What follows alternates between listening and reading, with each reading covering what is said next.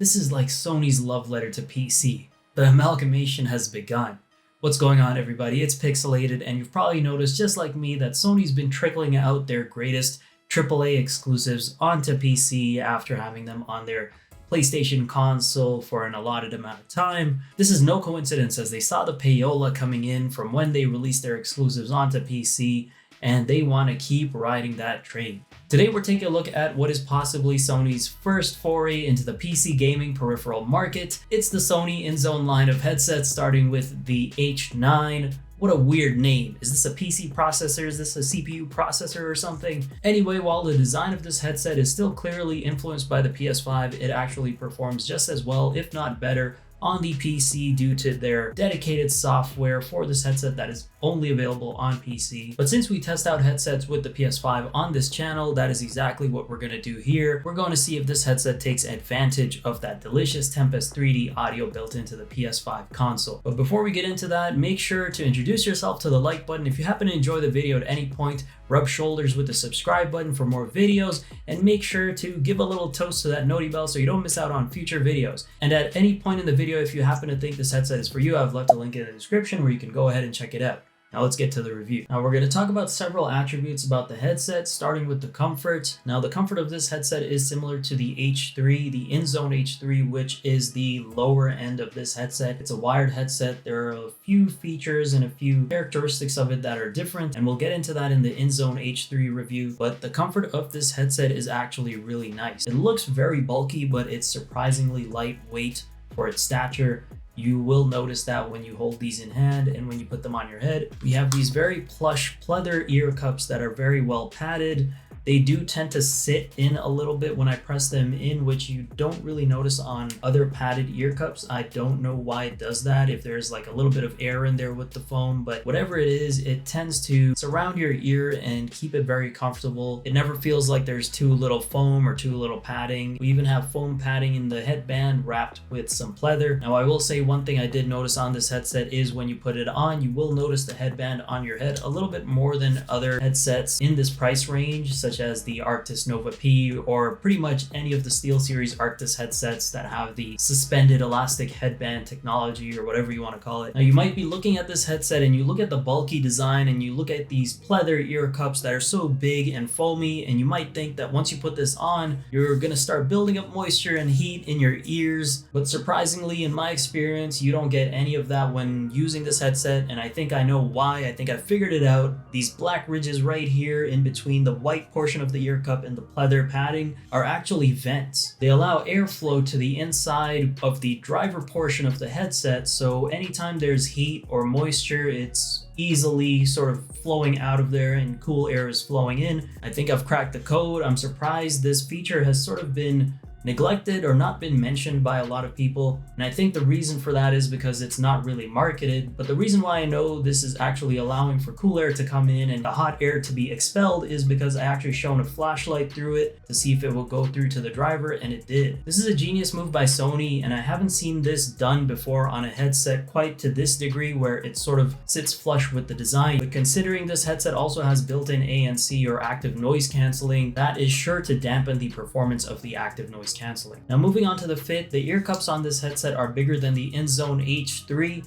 I don't really know why they do that, because it's sort of in the same line of headsets. Why not just keep the ear cup size the same? I don't know how much of a price difference that really makes, or how much of a cost difference that really makes to them. They could have just kept it the same size. Either way, I do think the Inzone H3 is slightly too small for your ears, and this is actually the perfect size. It's also an oval shape, which I talked a lot of trash about the Pulse 3D headset by Sony, because they use circular ear cups, which no one's ears are circular, so it doesn't really make sense because it always put a lot of pressure on your ears. While the ear cups are plenty padded, the headset itself doesn't have a strong clamping force, and that basically means that there will be a lot of headphone sway when you have these on. If you have to turn around your head, or turn your head around rather, to look around or to pick something up, if you look down to pick something up, these might just fall off. That's how light the clamping force is.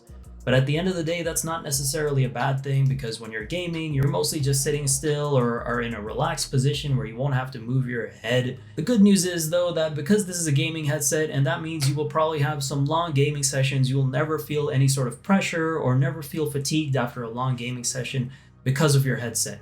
and that will provide you with a pleasant experience. Now, moving on to the audio quality of this headset, before I get into the actual audio quality, I do want to mention that this headset has simultaneous 2.4 gigahertz and Bluetooth connectivity. And for me, it was an absolute seamless experience. This is a feature you don't see very often on gaming headsets, but it's starting to become more of a common feature in the premium versions of most headsets. Even the Arctis 7P has 2.4 gigahertz and Bluetooth connectivity. There were a few gaming headphones that tried to attempt it prior to that, like the Razer Pyra Pro for the PS5, as well as some other earbuds, where they had Bluetooth connectivity and 2.4 gigahertz connectivity, but it didn't work really well. You had to switch between one or the other, and some of them didn't even give you the option. You basically just had to stop playing the game, or you had to turn it all the way down. It was a mess, but the execution on this headset is absolutely seamless. I can play music through my phone with Bluetooth connected to this headset while still playing the game. And that's exactly what I do, as I've mentioned in previous reviews. There's no finicky switching back and forth between Bluetooth and wireless connectivity. You can just have them both connected at the same time, so you don't miss a call. And if you want to just play music or videos on YouTube through your phone while playing a game, or just doing whatever on your game console or your PC, you can do that with this headset. Now, Sony claims the Inzone H9 has 360-degree spatial audio, which is just another sort of sound design programming similar to 3D audio. This basically allows for a very wide sound stage that helps create a lush environment for when you're gaming. I especially love this type of sound design approach for story-driven single-player games where there's a lot of ambient sound, your environment's making noise, whether it's the rustling of some bushes or your horse galloping on some planks or on the floor, wherever you are. It just gives you an overall more immersive feel. I especially like the sound quality of this headset when comparing it to the H3 because it has an overall fuller sound. It doesn't sound nearly as tinny or flat as the H3. As a matter of fact, I know I'm going to review the H3, but I'm just spoiling it for you right now. I do not recommend those for the PS5, maybe for the PC, but definitely not for the PS5, and I'll tell you why in the review. If you want to find out why, go check that review out later. Whenever it comes out, or if it's already out, go check it out. Now, not every premium headset has great 3D audio implementation, but this headset does exceptionally well with 3D audio on the PS5. It's hard to explain the sound that comes out of this headset without it sounding bad, but I will say this, that it does sound good with some limitations, and those limitations sort of feel like Sony has implemented some sort of dynamic range compression to this headset. You don't get the full audio experience that you would expect to get from a premium gaming headset, but you're almost there. It's like you're at the finish line, but you're right behind it and you're just sitting there hoping for a little boost to get that best-in-class experience. We get very well-balanced low-end, mid-range, and high-end sounds with this headset. Nothing sticks out a little too much. However, the highs do seem a little more pronounced than they should, and the lows definitely feel slightly too flat. It's almost like the bassy sounds are there, but you don't get that oomph behind the bassy sounds. And that's what I mean when I say it almost feels like there's some sort of dynamic range compression on this headset. The good news about the Inzone H9 is that the directional audio does not suffer because of this. In fact, it's exceptional on this headset. When playing FPS games like Warzone 2.0 on this headset, albeit it being a game with its own audio issues, especially when an enemy is 3 inches behind you and you still can't hear their footsteps, that's definitely game problem, not a headset problem. But when the audio in-game works properly, it's almost too easy to spot out where the enemy is or to determine their location based on audio cues or footsteps. In Spider-Man Miles Morales, I did the infamous street walk test, and I got better performance than most headphones I've ever tried. It's so easy to pinpoint where the ambient sounds of pedestrians talking amongst themselves or making comments about Spider-Man, or the cars rumbling on the streets, idling, or rumbling or driving through. It's easy to pinpoint everything and where it's coming from, which just helps create that immersive environment. And I share the same sentiments with Ratchet & Clank, Rift Apart, and Ghost of Tsushima. When you're slicing enemies through with your katana, you feel every swing, you feel every contact that you make with another sword, or with the flesh of your enemies, or when your horse is galloping over grasslands versus wooden planks. The sounds are very noticeable, and it almost feels like you're there. The Inzone H9 handled Returnal with no problems at all, and as I've mentioned before, this is a game that'll really test your headphones' metal. No, not the material, but metal. Trust me, it does a great job. There's no sound distortion, even with all the music and sound effects and gun sounds and your enemies' battle cries, whatever those screeches they make are. All those sounds coming in together create a great soundscape, and it never gets distorted. It's probably the best audio experience I've had on return. While the Inzone H9 performs well overall and is probably the best gaming headset Sony has ever come out with, it can't escape the signature flat tinny sound curse that most Sony gaming headsets have, at least remnants of that flat tinny sound curse. It's been much improved on this headset over the Pulse 3D, the H3. Both of those headsets have that signature flat tinny sound, the H3 worst of all. And like I said, while this headset significantly improves on that sound, it still has remnants of it. You will definitely notice it, especially when you start connecting this headset to Bluetooth, to your phone or whatever device, and start listening to music through it. You'll definitely notice that aspects of the music that you're listening to doesn't sound as good as probably dedicated music headphones or just your regular headphone. Now, a caveat to this is that this headset is also built for PC. It's built for PC and PS5 interconnectivity. On PC, you have access to Inzone's proprietary software to adjust the EQ settings and other settings on this headset to tailor the audio experience to whatever you prefer. Unfortunately, whatever adjustments you make on the PC software will not transfer over to PS5, so we're not going to cover that here, but if you do want me to cover it, let me know in the comments. Okay, let's move on to the mic test. Okay, so this is the mic test for the Sony Inzone H9. Now, overall, I do think it's a balanced mic. It doesn't overpronounce anything or muddle anything too much. It's decent quality. It's nothing too fancy. It's clear enough that it won't interfere with your communication with your friends or teammates. However, I do think the overall clarity and quality leave something to be desired. It sounds like a decent mic for a gaming headset, but it does not sound like a mic that should be on a $400 gaming headset.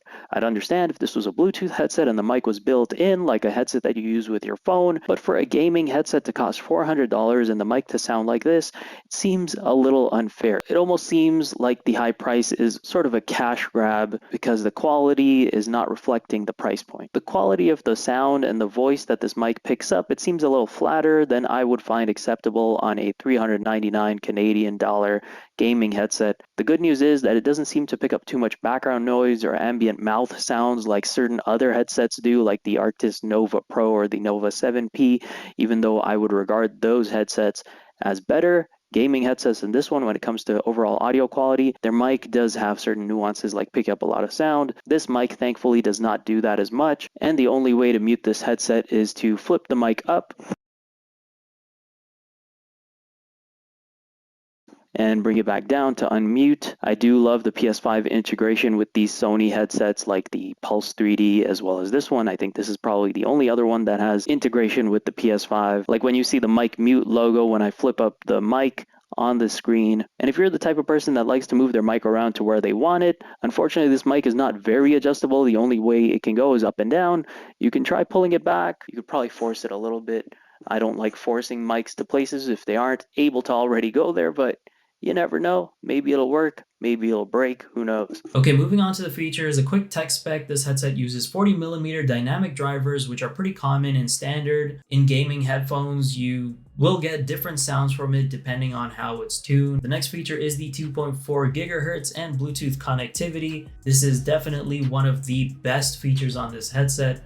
It's something you don't see very often in gaming headphones, and whether it'll become a mainstay or not, it's clearly being introduced in some premium gaming headsets like the Inzone H9 as well as the Arctis Nova Pro, or Arctis Nova Pro Wireless. I should clarify that because the regular Arctis Nova Pro does not have that feature. Next feature the Inzone H9 offers is the simultaneous 2.4 GHz and Bluetooth connectivity. Again, this is a very rare feature that you don't see on many gaming headphones, and it's starting to get introduced in some premium headsets like the Inzone H9 as well as the Arctis Nova Pro Wireless. It's an amazing feature. Once you experience it on one of your gaming headsets, it's kind of hard to go back from it. I mean, who would have thought simultaneous connectivity with your console and your phone or whatever device you prefer? How is that not the standard? The next feature is the built-in ANC. You can toggle between active noise canceling, ambient sound, and just turning active noise canceling off. Those are the three modes. One mode is clearly to cancel all the noise around you. The second is so that you can hear the environment around you in case you need to. And the third is that it's off if you don't want to use active noise canceling at all. The ANC in this headset has apparently been taken from Sony's signature line of active noise canceling headphones, the 1000 XM3, 4 or 5, one of those. I will say that the ANC on this headset is not nearly as strong as either of those headphones, and it's probably due to the earlier unmarketed feature I mentioned previously about these vents being in the ear cups, not allowing for sort of a mini airlock, which helps ANC perform better. You'll notice when you're using ANC headphones, if you sort of even just slightly lift them off your ear, the ANC becomes significantly less effective, and these vents are probably what's causing it to be less effective on this headset, along with the fact that it only has one mic on each ear cup. When you're using ANC, the more mics you have, the more effective it can be, so long as your ANC algorithms are good. On Sony's ANC headsets like the XM3 or XM4 or XM5, which I don't have here, they have like 3 or 4 mics on them to provide an exceptional ANC experience. But that might not be a bad thing, because you don't want it to do the job too well. You don't want people sneaking up on you when you're so immersed in a game. You don't want to get unwittingly scared by your family members or your friends or whoever is behind you. ANC seems to be a new feature that's being introduced to gaming headsets. I don't really know a lot of gaming headsets with them. This is probably the second one I've been exposed to that has it. It seems like it's starting to become a mainstay feature. I really hope that it's implemented in more headphones, because how is that not the perfect combination? When you're trying to get immersed in a story-driven single-player experience, or even when you're trying to combat opponents in a multiplayer experience, both those require some sort of noise isolation so you can hear the environment around you, detect where your enemy is, or just get immersed. The next feature is this USB dongle. It has a little slider with PS5 and PC compatibility. So if you're on PS5, you just slide it to the PS5 or slide it to the PC side when you're on PC. This probably allows this headset to be compatible with those PS5 integration features, like when you're adjusting the volume on this, you can see the volume slider moving right and left on your actual console on the display. When you mute your mic by lifting up the mic, you will see that on your display as well. The next feature is 32 hours of playtime on this headset on a single charge. Now, the one caveat is that that's with noise canceling off. So with active noise canceling on, it'll probably be shorter than that. And obviously, if you're getting a headset with active noise canceling, why would you not use active noise canceling? To some, 32 hours might not seem like a lot, but for me, that's plenty. I think everyone's already forgotten the Pulse 3D battery life was like 7 to 12 hours. That was bad. 32 hours is almost standard now. I think that's all right. Although again, if I'm using active noise canceling, it's probably gonna be shorter than that. I'm just hoping it's not that much shorter. We have USB-C fast charging, which is always welcome and is starting to become the standard as well. The only reason I say that is because the SteelSeries Arctis 7P did not have USB-C, which just boggled my mind. And finally, this is the second headset to have this feature. Yes, there are only 2 headsets that have this feature for the PS5. It is the Game Chat Mix slider. Really, it's just 2 buttons, but essentially, it allows you to balance the game audio with your teammates' chat audio, skew it to whatever side you prefer if you want the game to be louder or your teammates' voices to be louder. This is the only headset with a functioning slider for the PS5 other than the Pulse 3D headset. Clearly, this is a million steps above the Pulse 3D. I don't know why Sony feels the need to keep this feature exclusive to their headsets, but they do. And they keep doing it. Who knows if that'll ever change? It probably won't at this point. Moving on to the price point, I'm currently recording this close to Black Friday and Cyber Monday. The Inzone H9 right now is on sale for $299.99 Canadian dollars, and that price point is already a little steep for me considering the performance of this headset. The actual retail price is $399.99 Canadian dollars, and I can certainly say that this headset is not worth that price point. It's almost like everything is just a little bit too not good to justify that price point. I think $299 is what the regular price should be for this headset. I feel the build quality, I feel the audio quality, I feel the horrendous mic quality is just too much to justify a $399.99 Canadian dollar price tag, a couple $100 more.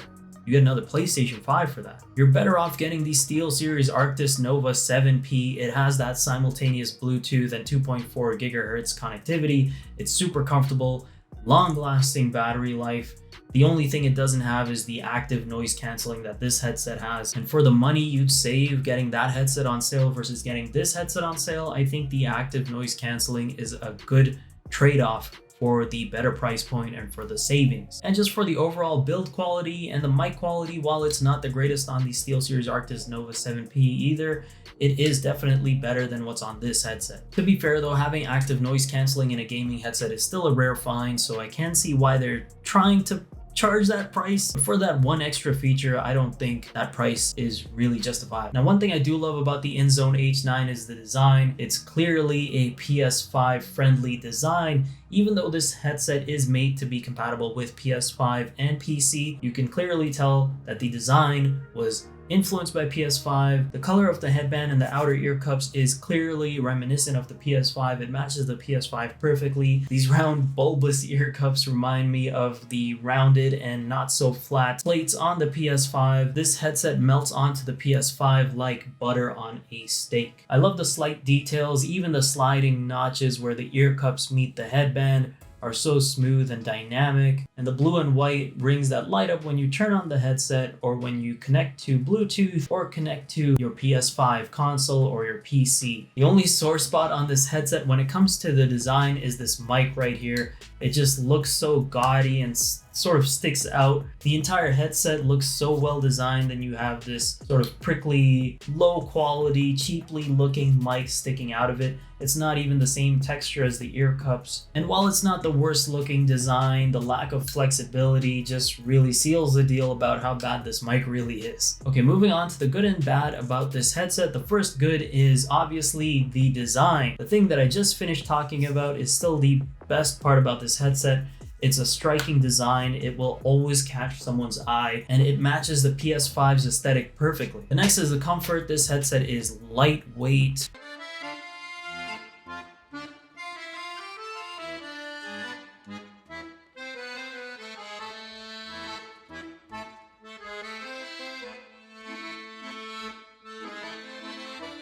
Okay, so moving on to the bad.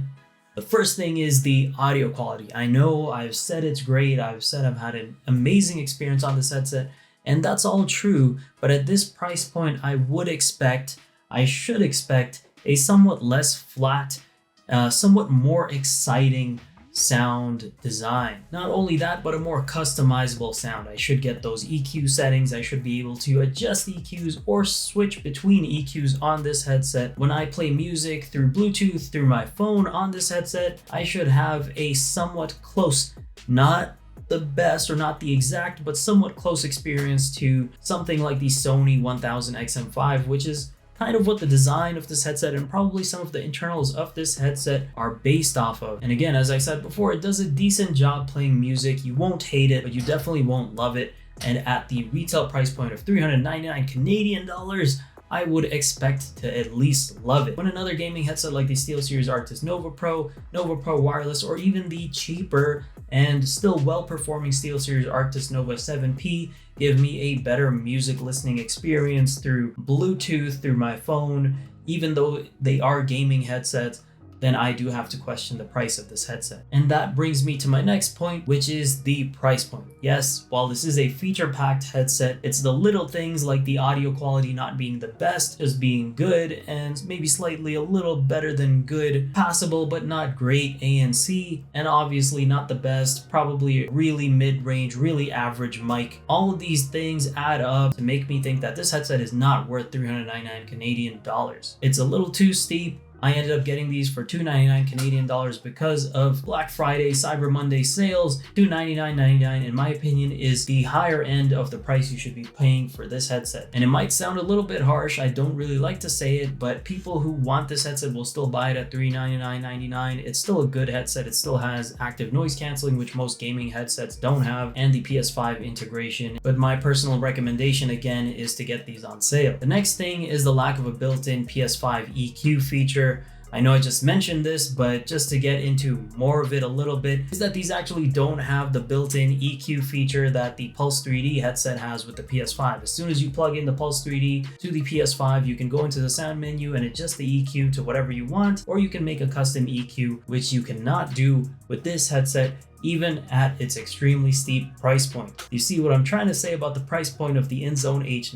Now the next thing is the overall package. Essentially, Sony did everything right, but everything just felt like it was a step or two short from making this a great headset. Instead, they kept it at a really good headset that can be great or that could have been great. You know what? Maybe next time, Sony. Maybe third time's the charm. Overall, even with all of its flaws, the Inzone H9 is still the perfect headset to pair with a PS5. Its aesthetics are the exact same as the PS5. They go so well together. It's like a matching top and bottom outfit. If not for its great audio performance on the PS5 or even its ANC, even if it's not the best performing, it does a good job. The dedicated PS5 to PC switch on the dongle, so you know when you're using it on PS5 or when you're using it on PC, you get to use it to its full extent on either system. And while it may overall perform better on PC due to the customizability of the Inzone Hub software, it is still a great buy for your PS5 if you're willing to front the cash or if you're willing to wait for a sale. Once again, if you are interested in this headset, I've left a link in the description where you can go ahead and check it out. Are you going to be getting this headset for your gaming needs, or do you know someone that's getting it, or are you getting it as a gift for someone else? You know it's the season of giving right now. Let me know in the comments.